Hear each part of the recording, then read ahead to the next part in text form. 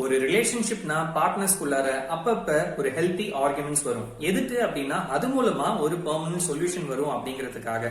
ஆனா நீங்க ஒரு டாக்ஸிக் பர்சன் ஒரு பார்ட்னரா வச்சிருக்கீங்கன்னா அவர்கிட்ட போயிட்டு இந்த மாதிரி ஒரு ப்ராப்ளம் நடந்திருக்கு, ஏன் இந்த மாதிரி ப்ராப்ளம் வருது அப்படின்னு ஒரு ஹெல்த்தி கான்வர்சேஷனை ஸ்டார்ட் பண்றீங்கன்னா அவங்க உங்க கான்வர்சேஷன்ல ஒண்ணு இக்னோர் பண்ணுவாங்க, அப்படி இல்லைன்னா உங்களை டோட்டலா அவாய்ட் பண்ணி உங்களுக்கு சைலண்ட் ட்ரீட்மெண்ட் கொடுப்பாங்க.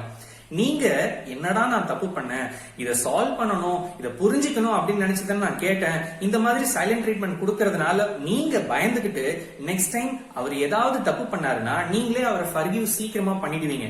எதுக்காக? நீங்க பீஸ் ஆஃப் மைண்டோட இருக்கணும் அப்படிங்கிறதுக்காக. நெக்ஸ்ட் டைம் ஏதாவது ஒரு டிஃபிகல்ட் கான்வர்சேஷன் பத்தி நீங்க உங்க பார்ட்னர் கிட்ட பேசணும்னு நினைக்கிறப்ப பேசினா மறுபடியும் சைலண்ட் ட்ரீட்மெண்ட் தான் கொடுப்பாங்க. அதனால நம்ம பேசாமலே இருந்துடலாம் அப்படின்னு சொல்லிட்டு நீங்க பேசாம இருக்கிறீங்களா? புரிஞ்சுக்கோங்க, திஸ் இஸ் நாட் லவ். உங்க டாக்ஸிக் பார்ட்னர் உங்களை எமோஷனலா கண்ட்ரோல் பண்றாருன்னு அர்த்தம். இதை நீங்க எக்ஸ்பீரியன்ஸ் பண்றீங்கன்னா புரிஞ்சுக்கோங்க, இதுதான் 11th red block of a toxic person.